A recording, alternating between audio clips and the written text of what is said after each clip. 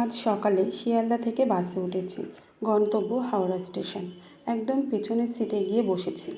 আমার একদম পাশেই ডান দিকে জানালার সিটে বসে আছে 19-20 বছরের একটি ছেলে। কলেজ স্ট্রিটের একটু আগেই কন্ট্রাক্টর ভাড়ার জন্য এলো। আমাকে ভাড়া চাইতেই 200 টাকার নোটটা আমি বাড়িয়ে দিতেই মেজাজ নিয়ে বলল, 15 টাকা খুচরো দাও। সত্যি কথা বলতে দুটো 5 টাকার কয়েন ছাড়া কোনো খুচরো টাকা আমার কাছে ছিল না। মানিব্যাগে তখন 500 টাকা একটা নোট আর 200 টাকার একটা নোট আমার কাছে সম্বল। বললাম, আমার কাছে 10 টাকার খুচরো ছাড়া কোনো খুচরো নেই। খুচরো নেই শুনে বাসের কন্ডাক্টর বলতে লাগলো, খুচরো নেই তো বাসে উঠেছো কেন? বললাম, বাসে উঠেছি মানে? দেখতে পাচ্ছ না বাসের ভিতরে কি লেখা আছে? 200-500 টাকার নোটের খুচরো নেই। শুনে বললাম, তাই এমন কথা বাসের ভিতরে লিখে রেখেছো কেন? গেটের সামনেই লিখে রাখলেই তো হতো, তাহলে আর বাসে উঠতাম না। বাসের কন্ডাক্টর তখন অভদ্রতার সীমা ছাড়িয়ে আমার হাত থেকে 200 টাকার নোটটা ফস করে টেনে নিয়ে বলল, খুচরো নেই যেমন চুপ করে বসো, বাকি কথা হাওড়াতে গিয়ে হবে।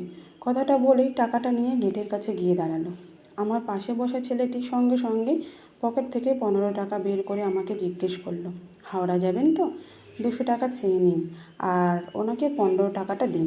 আমি বললাম, আমার 5 টাকা লাগবে মাত্র, 10 টাকা আমার কাছে খুচরো আছে। ছেলেটি বলল, তাই 5 টাকাই নিন।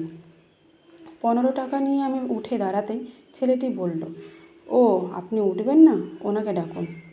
আমি ডাকতেই কন্ডাক্টর সামনে এলো। 15 টাকা দিয়ে 200 টাকাটা চেয়ে নিন। 15 টাকাটা নিয়ে চলে যাচ্ছিল। ছেলেটি সঙ্গে সঙ্গে বলল, টিকিটটা কে দেবে? কন্ডাক্টর টিকিট দেওয়ার পর ছেলেটি বলল, মানুষের সাথে খারাপ ব্যবহার করার আগে একটু ভেবো। আমাদের মতো প্যাসেঞ্জাররাই বাসে ওঠে বলেই তোমাদের রুজি রোজগার। 5 টাকার খুচরো কারোর কাছে না থাকতেই পারে, তাই বলে তার সাথে অসভ্যতামি আচরণ করাটা ঠিক না। কন্ডাক্টর কথা শুনে চলে গেল। ছেলেটি বলল, এইসব 2-1টা বাস কন্ডাক্টর আছে যাদের আমি ভালো করে চিনি। হাওড়াতে পৌঁছে গিয়েও বলবে 200 টাকার খুচরো হয়নি, তখন আরও ঝামেলা বাঁধবে। দেখলেন তো মুখের ভাষা কেমন ওদের। যাই হোক, ছেলেটিকে জিজ্ঞেস করলাম, ভাই তোমার ফোনপে আছে? হ্যাঁ বলতেই ওকে 5 টাকা অনলাইন পেমেন্ট করে দিয়ে যখন নাম্বারটা বলল, নাম উঠল ইখতিয়ার। তাও একবার জিজ্ঞেস করে নিলাম, ইখতিয়ার তাই তো? বলল হ্যাঁ। পেমেন্ট করে ওকে বললাম ধন্যবাদ দিয়ে ছোট করব না। চলার পথে অপরিচিত হয়েও একজন অপরিচিতকে সহযোগিতা করার জন্য আমি কৃতজ্ঞ তোমার কাছে। শুনে বলল, এই অবস্থায় আমিও একদিন পড়েছিলাম। সেদিন আমাকেও এক দাদা এইভাবেই সহযোগিতা করেছিলেন। আর এটুকু তো করতেই হয়, মানুষ হিসেবে মানুষের পাশে থাকতে হয়। ইখতিয়ারের সাথে কথা বলতে গিয়ে জানতে পারলাম বারুইপুরের দিকে ওর বাড়ি। হাওড়া থেকে ট্রেন ধরবে, ব্যাঙ্গালোর যাবে। জিজ্ঞেস করলাম, ব্যাঙ্গালোর কেন? বলল, ব্যাঙ্গালোরে কাজ করি, এখানে আর ভালো কাজ কোথায়? ভাবছিলাম তাই, মানুষে মানুষে কত প্রভেদ। শিক্ষাগত যোগ্যতা বেশি নেই, অথচ মানুষকে সহযোগিতা করার জন্য সুন্দর একটা মন ইখতিয়ারের আছে। বাস কন্ডাক্টরের মতো খারাপ আচরণ করা মানুষদের পাশে ইখতিয়ারের মতো ছেলেরাও আছে, যাদের জন্য পৃথিবীটাকে আজও সুন্দর মনে হয়।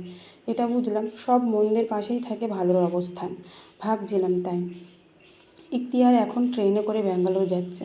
এই লেখাটি তার কাছে পৌঁছবে কিনা তাও জানি না।